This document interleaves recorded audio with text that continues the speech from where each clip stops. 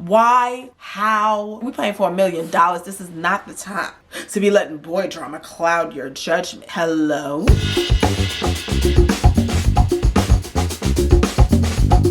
Hi guys, welcome back to my YouTube channel. My name is Comfort. Thank you so much for being with me today. I really do appreciate you. It is another challenge day. Y'all, we are in episode 4 of the challenge, season 38, Ride or Dies. I finally got it smooth that time. Y'all, oh my god, this episode was really good. I don't want to say it was sad in the end because it was sad, but it was also like, how? Like, what?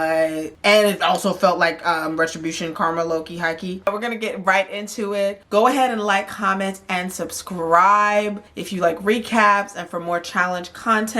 Also hit the post notification bell so you'll be notified when I post another video. Last episode ended off with, unfortunately, Raven and Johnny getting sent home. Honestly, they just got whooped. They got beat real bad by Olivia and Horacio, right? TJ had another one of his little surprises, right? So his surprise, if you guys remember, if you don't, go ahead and check out this video for episode 3's recap. And TJ's surprise was Darrell and Veronica coming out as Ride or Dies. And everybody's like, oh my god, because you know Darrell does not play and has never played when it came to a challenge, a final, winning it all, right? So it's been a minute since he won, but he always gets really, really close. And he's always like one of, if not the toughest competitor. So everybody's like, oh my god. They are back in the house. Olivia and Horacio, they won the elimination. Y'all, why are Tommy and Annalise over there lying, stupid lie, talking to, they didn't know what to do, who's of the moment, because they're trying to save their tails and trying to save them being thrown in the future by Olivia and Horacio by lying and saying that it wasn't their fault, that basically they ended up going in to elimination when it was absolutely their fault. That was their plan from the beginning, but they're lying, the big brother lie.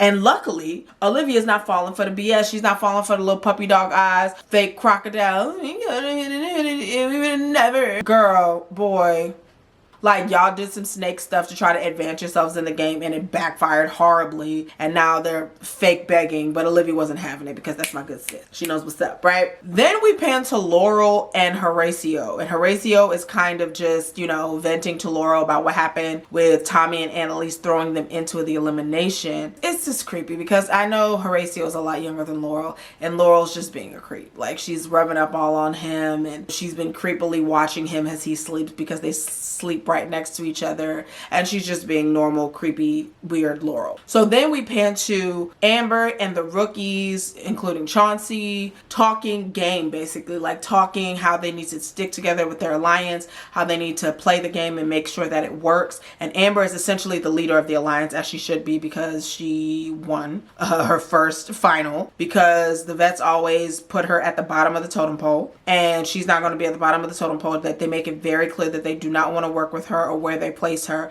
And so she's just going to do what is in her best interest, and that's work with the rookies, which, like, I've been telling you to forget about them, girl. And she's finally taking that advice. There's a lot of relating happening in this house. Colleen is over there in fake La La Land with Fessy, Messy, Fessels behind in a turn of events. Am I shocked? I'm not shocked, but I'm also kind of shocked. Like, Jordan and Tori are sleeping in the same bed together, shirtless and all type of things. And this comes after, you know, they had that emotional talk in the bar. They're in bed together. They're like, you know, it's just like a comfortable place. We're just taking things slow. I feel like they're both kind of falling back into old habits. That's basically what they said. But I don't know if it's like a genuine thing that may continue outside of the house or if it's just somebody familiar in the house together. So that's why they're doing that. And because they cleared the air and it was like really emotional and, you know, all of those things. So that's happening. Nelson and Olivia have a little thing going on. That's there, and y'all know Olivia is my good sis. So, you know, I'm here for whatever's making her happy. Don't understand why it's Nelson. All right, y'all. So then we get to the daily challenge. Now, if y'all do not know, Darrell is deathly afraid of heights, but he did say that he's going to put his best effort forward and do what makes him uncomfortable, because that's the advice that he always tells his daughter, to do the uncomfortable in order to grow. And so she's using that back on him. And so now he has to stay and get his head in the game, even when it comes to heights, right? The daily challenge is called Hold On For Me. And TJ strategically left that daily challenge until Darrell was there, just so he could see him squirm, because he's evil. Like,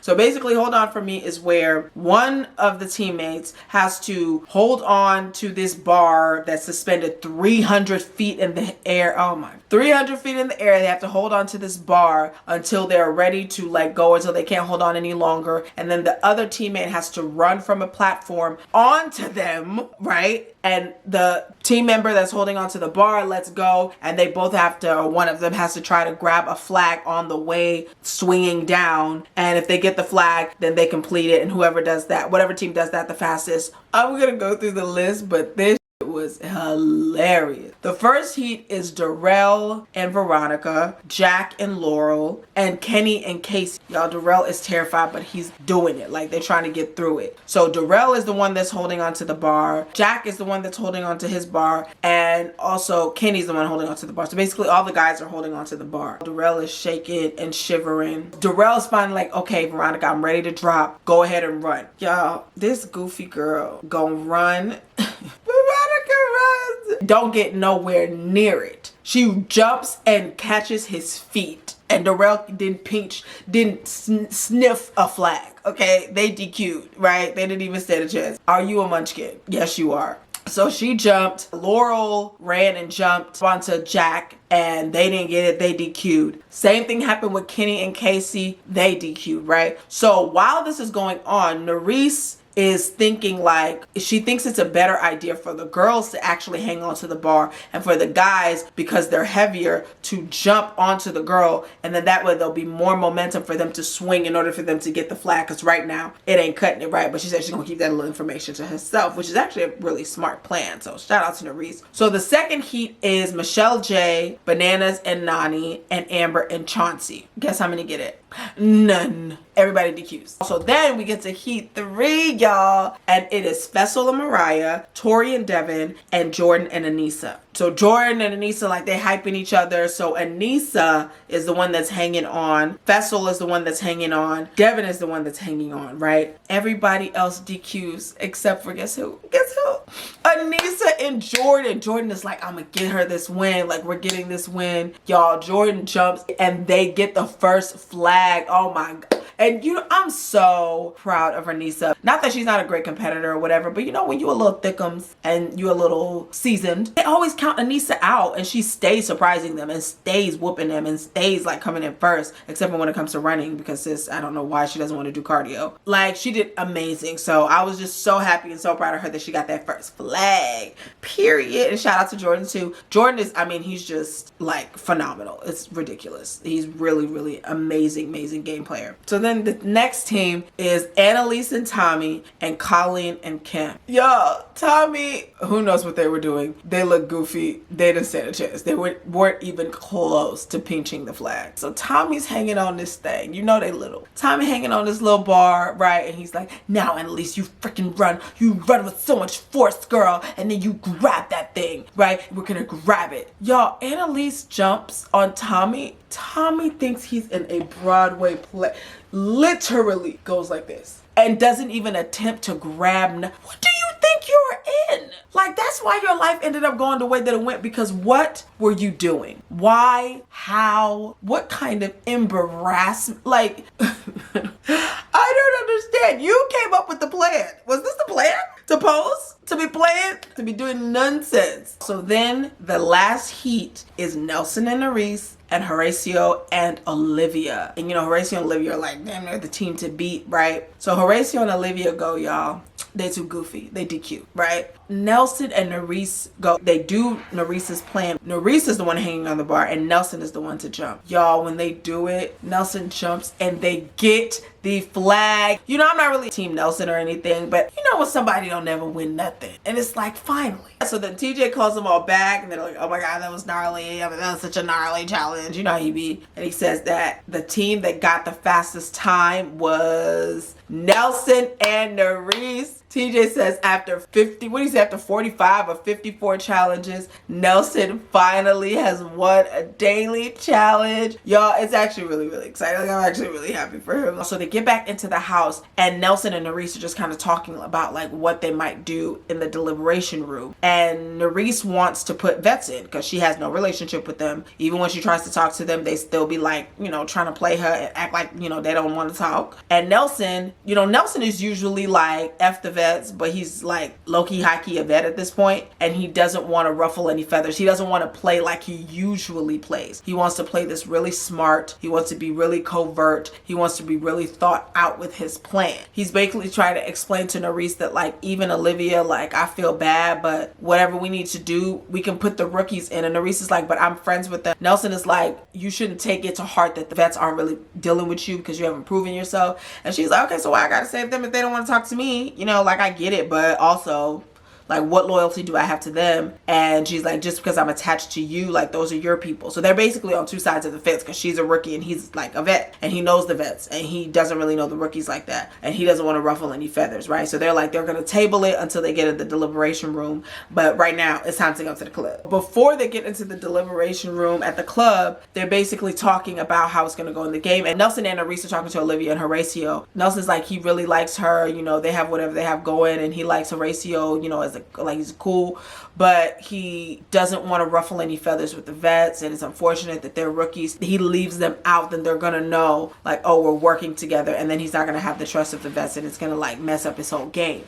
And Olivia actually understands, like, she's not upset, she gets the game, and she actually comes up with a plan where Nelson doesn't have to look bad for trying to save her himself, but they could also be protected if they make the deal the right way. So basically Olivia's plan is that Nelson can put her in as one of the 4 teams, but not the team that goes down automatically into elimination. That he can put her into the draw, and then they can pick 2 other teams that are guaranteed to save them if they pull the safe. And then that way they'll be safe. They'll also return the favor. They're like, wow, yeah, like, that's, you would risk that. She's like, yeah, I think it could work. Hopefully it works. It doesn't bite me in the ass, but you know, I think it could work. So can I just say, Raven, all the girls, this is an example of a woman who, although she likes a guy, although she has feelings and emotions for this man, she is being smart about playing the game. She understands the way the game goes, and she even came up with a plan to still save herself, but also not make him look bad and also not make it awkward. Like,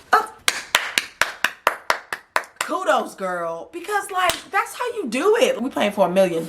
This is not the time to be letting boy drama cloud your judgment. Hello? That's a different show. That's not that show. So basically, Nelson and Nurys are into the plan. They're like, yes, that sounds like a great plan. And they're going to move forward with that, right? So now they're in the deliberation room. So the teams that they decide to pick to go into the elimination round or the elimination draw or whatever, Horacio and Olivia, and they solidify their plan. And he's like, you know, so it doesn't show that we're playing with feelings, and they're solid. They're clear on it, right? They're over there making googly eyes at each other, but they're solid on their plan. Colleen and Kim are rookies, and so it'll be easy. They're an easy target to go into the elimination round. Darrell and Veronica just got here. They don't really have any alliances with anybody yet. They haven't talked any game with them yet, and it'll be easy for people to understand why they would go in because they just got there, right? Nurys explains to Darrell and Veronica that like, they don't want them to go home. They actually would want them to be safe, and Horacio, and then maybe they could talk to Horacio and Olivia about making a deal so that they can save them, or vice versa. And Colleen and Kim get the same deal that, oh, you know, you can talk to them about it and that way they'll save you and you guys can save each other. And Colleen and Kim are like, yes, I'm in. Cool, let's do it, right? Oh, and I forgot the fourth team that's absolutely positively going into elimination because they snaked Horacio and Olivia is Tommy and Annalise. Right? Because they're the reason that Raven and Johnny and Horacio and Olivia had to go up against each other because they didn't keep their word. They didn't keep their promise because, ew, big brother. Tommy's trying to talk his way out of it. He's trying to like beg his way out of it.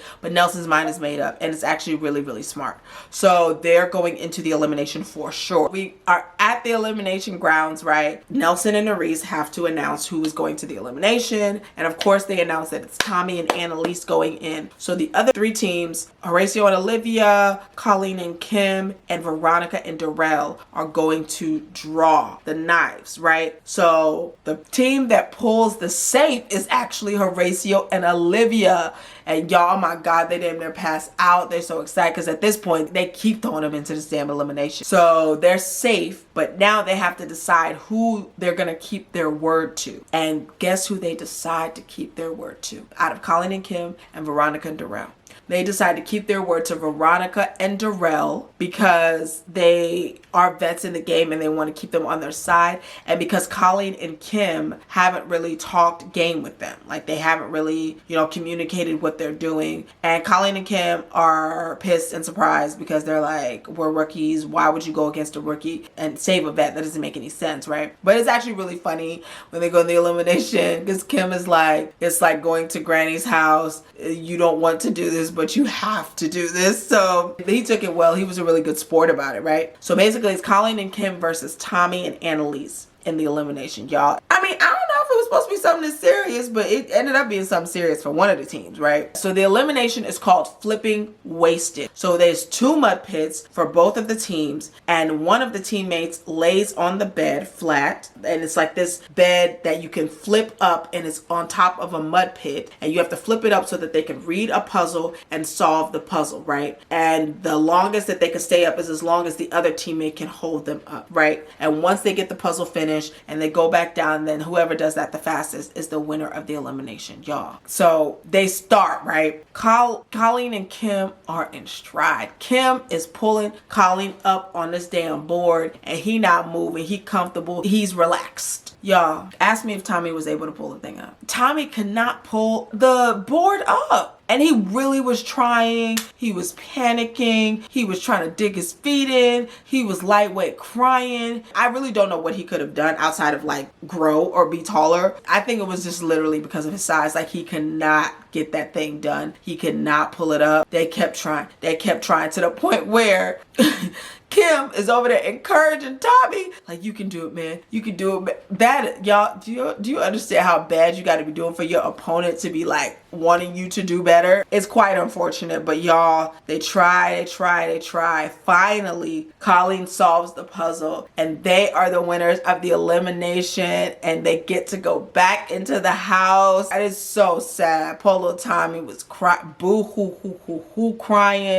He was so sad for his sis that he couldn't get her out the mud pit. He was so sorry that he wasn't able to get it done. Like he really felt bad, and like was really sad and hurt behind it. And TJ did respect that because it means that he cares about the game. It's important to him and he says that's a good thing and he respects that, right? Yeah, they ended up being the ones to go home. He was crying, but they have such a really sweet relationship. Like they have a really nice friendship, brother-sister bond thing. So they did go home and then Colleen and Kim got to join back with everybody else. TJ tried to play, but there were no surprises this episode. There were no surprise guests, which means that it is about to get intense because people about to be going home and ain't nobody coming back to fill that spot. So it's about to get real tight. It's about to get real small, y'all, okay? So let me know what you guys think of episode 4. Were you as embarrassed for Tommy as I was? Are y'all impressed with Olivia and Horacio? Like, I am so impressed with these people. Where did y'all come from? Like, y'all are great. Shout out to Nelson, low-key, high-key, being a little secret mastermind after all his years of being goofy. Okay, Nelson. Let me find out this is your season. This is your time. I was impressed, y'all. So let me know your comments below. Go ahead and like, comment, and subscribe. And hit the post notification bell so you'll be notified when I post another video. And I'll see you guys next time. Bye.